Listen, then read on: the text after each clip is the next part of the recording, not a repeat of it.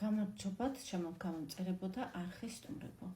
ეს გახლავთ ვიდეო მათთვის, ვისაც ყავს ადამიანი, რომელიც არ ეხმიანება ბოლო პერიოდში, რომელთანაც გაქვთ, ასე ვთქვათ, იშვიათი კომუნიკაცია და გაინტერესებთ ამ ხნის მანძილზე ენატრებით თუ არა ამ ადამიანს.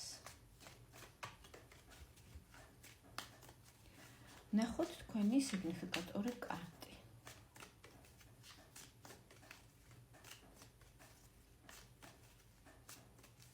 რათა ამოიცნოთ ეს ვიდეო გეხებათ თუ არა თქვენ.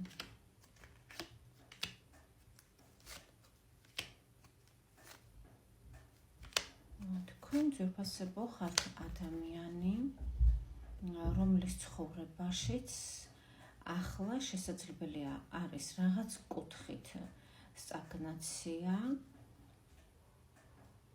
ანუ არაფერი არ ხდება, შესაძლებელია ეს ეხებოდეს თქვენს ურთიერთობებს, სიყვარულს, რაც გაკავშირებთ ადამიანთან და ამავე დროს არის ახალი საწყისი, განახლება ენერგიის, რაც არის არჩევანი, შესაძლებელია ეს იყოს სამსახურთან დაკავშირებით, თქვენს აქტივობასთან დაკავშირებით, შესაძლებელია დაუშვათ ეს ეხებოდეს ახალ ქალაქს, ახალ საცხოვრებელს, ახალ ბიზნესს, ახალ სამსახურს. ანუ ერთ მხრივ არის სტაგნაცია, მეორე მხრივ არის სიახლეები, რომლის შემდეგაც თქვენ გააქტიურდებით მართლაც. დაახლოებით ასეთია ძვირფასებო. თუ დაემთხვა, განაგრძეთ ნახვა. თუ სრულიად სხვა სიტუაციაში ხართ, რა თქმა უნდა, მაშინ ეს ვიდეო არ არის თქვენს. კარგით, ნახოთ ის ადამიანი, ვინც თქვენ ჩაიფიქრეთ, ვის სახელსაც იმეორებთ გულში. თქვენზე რას ფიქრობს ისე ზოგადად, რას ფიქრობს თქვენს შესახებ. და თუ ფიქრობს საერთოდ. ესე გეცეთ როგორ რაღაცა რთული ფიქრები აქვს მას. ადამიანს აინტერესებს რასაკვირველია თქვენს შესახებ რაღაცეები, თუმცა ინტერესს არ ამჟღავნებს, ცდილობს თავი აიყვანოს ხელში, ცდილობს დააშოშმინოს, ასე ვთქვათ, მისი ცნობის მოყვარეობა და ასე ვთქვათ, შეინარჩუნოს გულგრილობა, უფრო ისწავლოს გულგრილობა. რატომ? რადგან არ დაარღვევს ბალანსი. მისი აზრით, როცა ემოციას, უფლებას აძლევს, რაღაც ბალანსი ირღვევა, განსაკუთრებით ბიზნესში და საქმეებში ფულთან დაკავშირებით. ნანობს წარსულს, ესე იგი ის თვლის, რომ მიუხედავად იმისა, რომ ცდილობს არ გამოამჟღავნოს ემოცია, მიუხედავად ამისა, მასში არის სიცარიელე იმის შედეგად, რომ თქვენ ამ მომენტში არ ხართ მის ცხოვრებაში. აი ამას ის ნანობს და ფიქრობს, რომ გადამოდგას ნაბიჯები, ოღონდ უახლოეს მომავალში არა, რაღაც დროის შემდეგ გადამოდგას ნაბიჯები, ოღონდ ახლა ამის შესახებ ის არ საუბრობს, ეს არის უბრალოდ მისი გეგმა. ამას ფიქრობს ადამიანი.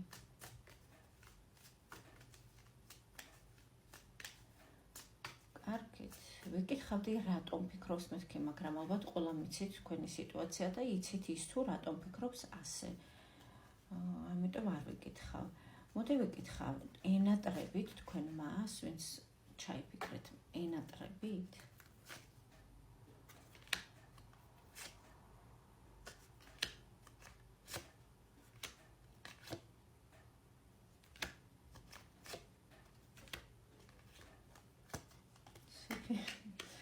შთაბეჭდილება მომჩება, რომ რაღაც უგრძნობი ადამიანი ჩაიფიქრეთ, უემოციო, რაღაც ChatGPT-ის ლოგიკის მსგავსი ადამიანი.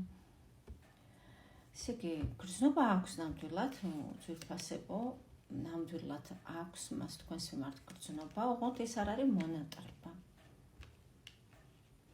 მას სურს თქვენთან ყოფნა, ოღონდ ზედმეტობების გარეშე.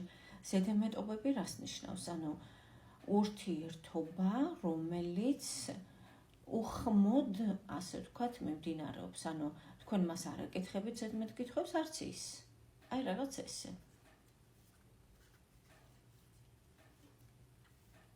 რატომ ისევ და ისევ აქ არის ბალანსის თემა, როცა მის პირად სივრცეში ზედმეტად იჭრებით და ის თulis რომ თუ რამეს შეეკითხებით, თუ რაღაცა შეკითხვებს დასვამთ, ეს არის ზედმეტი შეჭრა. არ ხვევთ ბალანსს და შესაბამისად თვითონაც ამას არ გააკეთებს.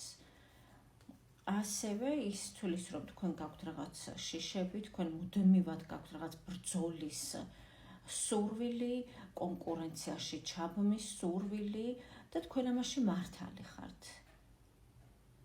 მიუხედავად იმისა, რომ მართალი ხართ, ის მომხრეა ნელა-ნელა კუგს-ნაბიჯებით ეტაპობრივად განვითარდეს თქვენი სასიყვარულო ისტორია. ამიტომ მონატრება არსად არ ჩანს. აქ ჩანს ადამიანი, რომელიც შვიდად, წყნარად, აუღელვებლად აზროვნებს. მას არსად არ ეჩქარება, ის არ ჩქარობს და ის თulis რომ მას სრული უფლება აქვს ამაზე, რომ მას ქონდეს მისი რიტმი და ასევე ის თქვენგან იმსახურებს კიდევ ერთ შანსს, თუ კი გთხოვთ დაუშვათ შეხვედრას, ან ურთიერთობის გაგრძელებას, თქვენ მას უნდა დათანხმდეთ. ის ასე თulis.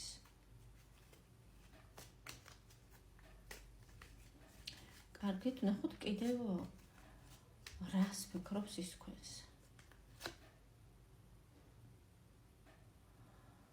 ის თქვენზე ფიქრობს, რომ თქვენ ხართ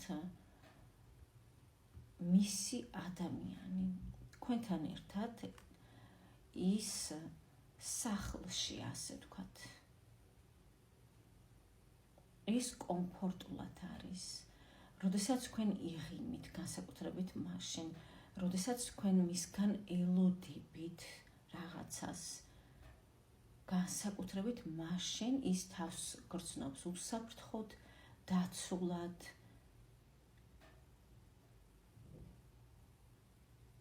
და გრძნობს, რომ თქვენ არ ავალდებოლებთ არაფერს. პირიქით, თქვენ მას ამთლიანებთ. თქვენთან ყოფნა არის მისთვის სრულყოფილება.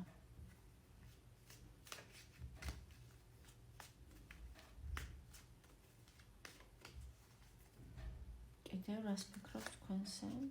ფიქრობს, რომ თქვენ ხართ ძალიან შემდგარი ადამიანი, თქვენ გაქვთ რაღაც დამსახურებები, თქვენ პატევს გცემენ საზოგადოება, სოციუმი, სადაც თქვენ ხართ,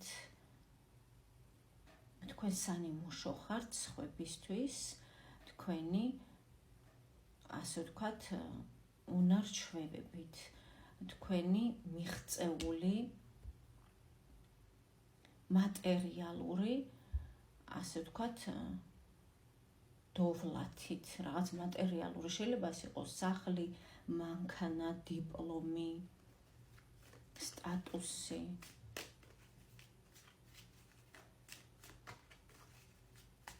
კიდევ რას ფიქრობს თქვენზე? ფიქრობს, რომ უნდა გარისკოს, თუმცა ჯერჯერობით არ რისკავს, ჯერჯერობით ის ფიქრობს, ანუ რეფლექსიაშია, რა სურს მას გარკვევს. და შემდეგ არის გზა. თითქოს, ესე იგი, რეფლექსიაშია ახლა, ოღონდ გადაწყვიტავს, რომ მოვიდეს თქვენთან. და რატომ რისთვის მოდის? რა თქმა უნდა, სიყვარულისთვის ვიფასებო. ეს კითხვა არც უნდა დამესვა. ეს არის სიყვარული, ეს არის ის, რომ მან მისი გრძნობა, ასე ვთქვათ, გადმოგცეთ თქვენ, გაგაგებინოთ და თავი გაგრძნობინოთ სავსედ და კმაყოფილად. გისურვებთ წარმატებებს.